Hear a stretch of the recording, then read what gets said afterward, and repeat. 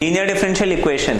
अच्छा, linear differential equation आप लोग को याद है। डिफरेंशियल इक्वेशन कोई भी ऐसा इक्वेशन जहां पे हमारे पास डेरिवेटिव होना चाहिए, डिपेंडेंट वेरिएबल होना चाहिए, इंडिपेंडेंट वेरिएबल होना चाहिए, इनके बीच में अगर एक रिलेशन है हम उसको डिफरेंशियल इक्वेशन बोलते हैं। हाँ, y डिपेंडेंट होता है, x इंडिपेंडेंट होता है ना। तो लीनियर डिफरेंशियल इक्वेशन क्या होता है उसको हम देखते हैं, है ना। डिफरेंशियल इक्वेशन तो बेसिकली जिसमें एक डेरिवेटिव हो किसी भी ऑर्डर का, एक डिपेंडेंट वेरिएबल हो, इंडिपेंडेंट वेरिएबल हो, हम उसको डिफरेंशियल इक्वेशन, ये तो हमने बेसिक्स पढ़े थे, है ना। उसकी ऑर्डर डिग्री ऐसा कुछ नहीं है। यहाँ लीनियर अभी हम कर रहे हैं, बट आपने स्टार्टिंग में समझा था ना कि कैसे डिफरेंशियल इक्वेशन कैसा होता है, डिग्री क्या होता है, ऑर्डर क्या होता है। अभी हम उतने डिटेल में नहीं जाते हैं, लीनियर डिफरेंशियल इक्वेशन सिर्फ सॉल्व करना सीखते हैं। अभी इसको सॉल्व करने के लिए पहले तो इसका हम फॉर्मेट देखेंगे। Linear differential equation is dy by dx plus py equals to q। अच्छा, लीनियर में भी हमको दो फॉर्मेट्स मिलेंगे। This is the first format.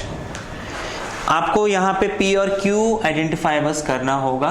Linear differential equation में आपको एक ही y मिलेगा, ये ध्यान रखना है, एक ही y मिलेगा। यहाँ पे P और Q क्या है? P and Q are either constants या फिर सम फंक्शन ऑफ x। ठीक है, P and Q are function of x, मतलब ये x के फॉर्म में कुछ भी हो सकते हैं। हाँ, x हो सकता है, x स्क्वायर हो सकता है, x square upon 1 plus x square हो सकता है, कुछ भी हो सकता है, उसमें y नहीं होना चाहिए। ठीक है, सिर्फ एक सिंगल y होगा। यहाँ पे p की जगह माइनस x हो सकता है, it can be anything, y एक ही होना चाहिए, तब हम बोलेंगे उसको लीनियर डिफरेंशियल इक्वेशन। इसको सॉल्व करने का तरीका मैं बताते जाता हूँ, उसी में आपको मैं स्टेप्स भी बता दूंगा। ठीक है, सारी चीज हम डायरेक्टली उसमें समझेंगे। अब हम एक क्वेश्चन लेते हैं। Let's say dy by dx minus y upon x is equal to 2x square. ये आपको कोई भी एक लीनियर डिफरेंशियल इक्वेशन दिया हुआ है। ठीक है, अब आपको इसे सॉल्व करना है। हम क्या करेंगे, जो स्टैंडर्ड फॉर्म है dy by dx equals to plus p y equals to q, जब मैं उससे कंपेयर करूंगा, देखो इसमें मैं इसको क्या लिख सकता हूं, plus minus 1 upon x y equals to 2x square, ऐसे लिख सकते हैं, क्योंकि प्लस माइनस माइनस, मैंने इस क्वेश्चन में कोई चेंज नहीं किया है ना, वो वैल्यू सब एज इट इज है। Now when I compare this with this expression, p should be this, q should be this. आप लिखोगे हियर, है ना, on comparing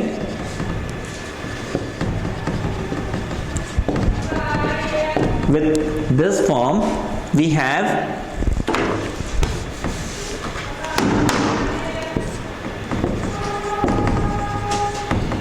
p equals to minus 1 upon x and q equals to 2x square। इतना समझ में आ गया। इसके बाद my next step is I have to find the integrating factor, है ना। इसके बाद आप लिखोगे now IF लिखोगे। Now what is IF? Integrating factor. ठीक है ना, इसका नाम याद रखना, इंटीग्रेटिंग फैक्टर। इंटीग्रेटिंग फैक्टर, इसका फॉर्मूला होता है e power integrate p dx। हमेशा हमेशा मतलब हमेशा हमेशा e पावर p dx ही करेंगे हम। ठीक है, तो इज इक्वल टू आप लिख लोगे e पावर इंटीग्रेट, ये इंटीग्रेशन का सिंबल पावर में है, थोड़ा सा टेंशन रखना, नीचे मल्टीप्लाई में नहीं है। e पावर इंटीग्रेट, अच्छा इंटीग्रेशन के अंदर मैं p की वैल्यू डालूंगा which is minus 1 upon x, तो आप लिखेंगे minus 1 upon x dx। Now what is 1 upon x? log x। ठीक है ना, अब यहां से रब कर दें, हम इसको लिख सकते हैं IF is equal to e power minus log of x। अब अच्छा, ये थोड़ा सा क्वेश्चन है जिसमें हमें लॉजिक सोचना होगा आपको। हाँ बताइए। वन बाय एक्स का डिफरेंशिएशन log x होता है कि -1/x² होता है? अच्छा, e power minus log x मिल गया। अब अच्छा, हमें एक फॉर्मूला मालूम है, e power log x is always x, ये हमने पढ़ा हुआ है। लेकिन इस log के आगे कोई भी कोफिशिएंट नहीं होना चाहिए, लेकिन यहाँ पे कोफिशिएंट लगा हुआ है। हमने एक और रूल पढ़ा है कि m log n जो है, इसको आप log n की पावर m ऐसे लिख सकते हो। अब इसके आगे जो ये माइनस है, इसको मैं -1 अगर लिख दूं तो गलत हो जाएगा? नहीं होगा। क्या मैं इस -1 को x की पावर में ले जा सकता हूँ? ले जा सकता हूँ। तो ये हो जाएगा e power log of x power -1 हो जाएगा। नाउ e और log, देखो जब भी ऐसे सिचुएशन मिलता है आप e और log हटा दो, जो ये है ये बच जाएगा। e और log हटा दिया, क्या बच गया? x power -1 which is 1/x। And what is this? if। इतना समझ में आ गया? इंटीग्रेटिंग फैक्टर हमने कैसे निकाला? ये लिख लिया। अब आगे देखिए इस डिफरेंशियल इक्वेशन को फर्दर हम कैसे सॉल्व करेंगे। उसके बाद आप लिखेंगे now y into if is equal to integrate q into if dx plus c। तो डिफरेंशियल इक्वेशन में क्या था, पहले आप उसको स्टैंडर्ड फॉर्म से कंपेयर करके p और q निकालो, उसके बाद if निकालो। if निकालने के लिए हमने e पावर p dx लगाया था। उसके बाद जैसे ही मुझे if मिल जाता है, if निकालने के बाद आप ये फॉर्मूला लिखेंगे y डॉट if या y into if equals to integrate q if dx plus c। इतना समझ में आ गया? इसमें कोई डाउट है किसी को? अब मुझे यहाँ पे वैल्यूज पुट करनी है। y into what is if? 1/x is equal to q हमें कितना मिला था? q कितना था? 2x²। हम लिख लेंगे 2x² इंटू if कितना है?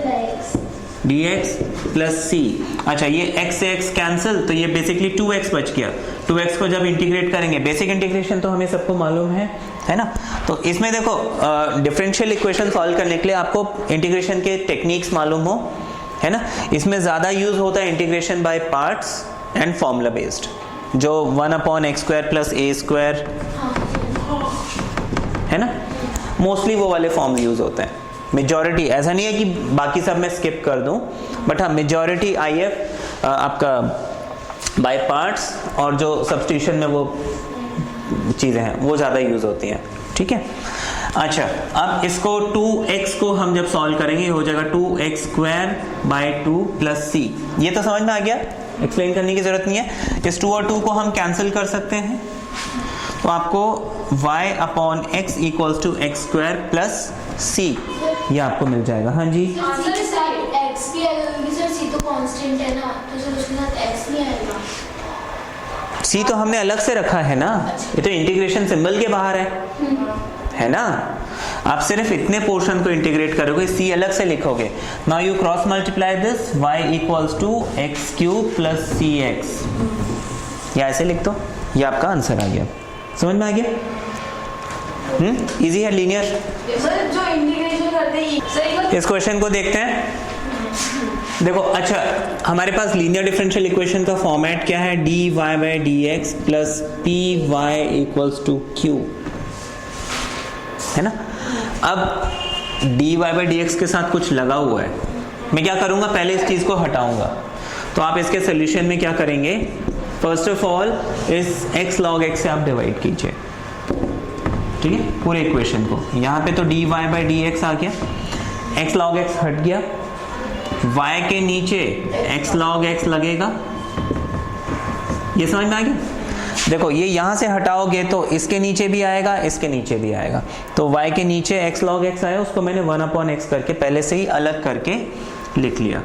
अच्छा, is equal to 2 log x के नीचे x तो पहले से था, मैं x log x जब लिखूंगा दिस गेट्स कैंसल्ड, ये 2/x² बन जाएगा। हम इसको डायरेक्टली लिख सकते हैं। इतना समझ में आ गया? ऑन कंपेयरिंग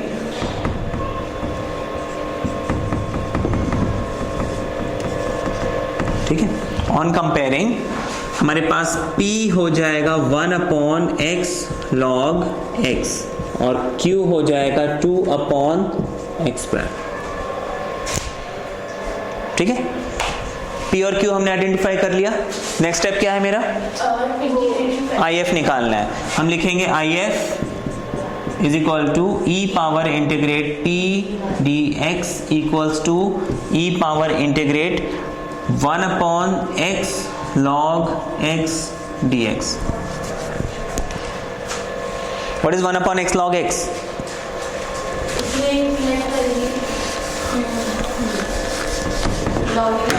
देखो हम अगर वहां पे log x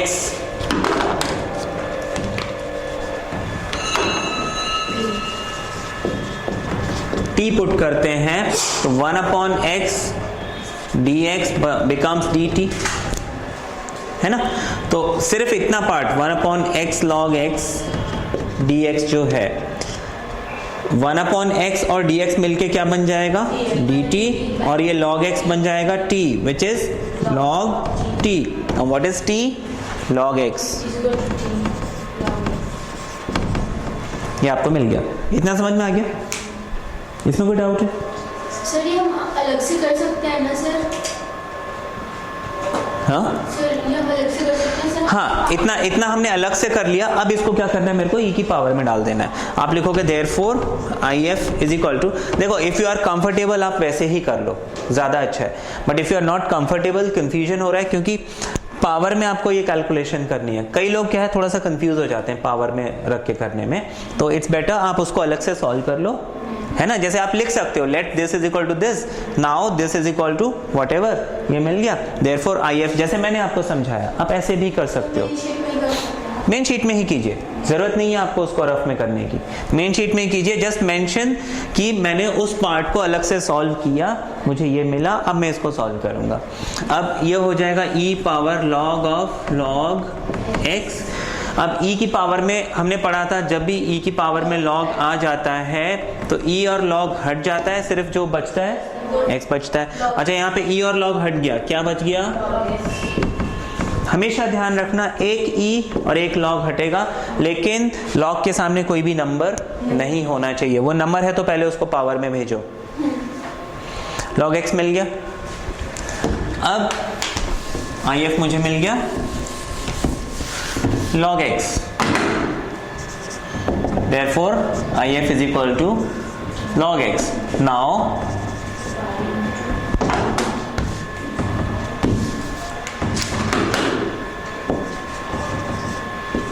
y into IF equals to integrate q IF dx plus c। ये फॉर्मूला है। y इंटू मैं लिख लूंगा IF कितना है log x equals to integrate q हमने कितना निकाला था 2/x² इंटू IF कितना है log x dx plus c। अब यहाँ पे वेरी गुड बाय पार्ट्स, क्योंकि देखो मैं सब्स्टिट्यूट नहीं कर सकता बिकॉज यहाँ पे x² है। अगर ये अकेला x होता तो हो जाता। हम इसको क्या लिख सकते हैं, इंटीग्रेशन ऑफ 2 हम कॉमन ले लेते हैं, this becomes log x into x power -2 dx plus c which is by parts. u कौन है, v कौन है? वेरी गुड, ठीक है। इसको सॉल्व करके बताइए कितना आ रहा है। ये तो आता है ना बाय पार्ट्स। देखो ये आपको क्या मिल रहा है -1/x माइनस कितना आ रहा है sir 2 bracket close minus log x by x -1/x यही आ रहा है ना। और बाहर क्या मिल गया, ये मिल रहा है। यहाँ पे माइनस साइन कॉमन ले सकते हैं, अपॉन x भी कॉमन ले सकते हैं, तो ये आपको मिल जाएगा -2/x 1 plus log x plus c is what y log x। ठीक है, this is my answer. Sir log x को नीचे भी भेजेंगे? जरूरत नहीं है, देखो वहां पे तो रेसिप्रोकल में था इसलिए भेज दिया था। सर ठीक है? हम सी की वैल्यू तो कभी फाइंड आउट नहीं करते। ये इनिशियल वैल्यू प्रॉब्लम्स जो होती हैं उसमें करना पड़ता है, जब आपको y कुछ दिया होता है, x कुछ दिया होता है, वो भी हम डिस्कस करेंगे आगे चल के। ठीक है, तो ये नॉर्मल डिफरेंशियल इक्वेशन है जहाँ पे हम इसको एज इट इज रहने देते हैं। ओके, नेक्स्ट फॉर्मेट देखो, आपको अभी dy बाई डी एक्स मिला था, इस लीनियर डिफरेंशियल इक्वेशन में dx by d y plus r x equals to s somewhat इस फॉर्मेट में मिलेगा। ठीक है, वहां पे हमारे पास y मिल रहा था तो dy बाई डी एक्स था, यहाँ पे dx बाई डी वाई है तो यहाँ पे x मिल रहा है। ठीक है, प्रोसीजर वही रहेगा, बस बहुत हल्के से चेंजेस होंगे, लेफ्ट राइट राइट लेफ्ट, वो हम अभी देख लेते हैं। एक एग्जांपल ले लेते हैं, आपको बोला है y dx plus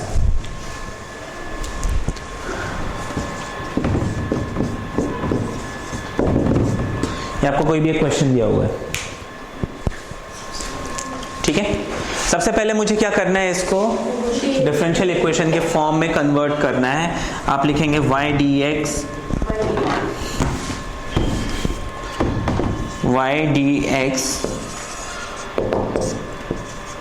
equals to negative x minus y square d y और dx by d y plus x minus y square equals to 0। यहाँ पे y लगा हुआ है, मुझे इस y को नहीं चाहिए तो मैं लिखूंगा dx बाई डी वाई, ये y इसके नीचे दोनों के नीचे जाएगा, this becomes x upon y minus y equals to 0। देखो r x is equal to s, तो मैं y को उधर भेज देता हूँ, इसको आप फर्दर लिख सकते हो dx upon d y plus x upon y equals to y। इतना समझ में आ गया?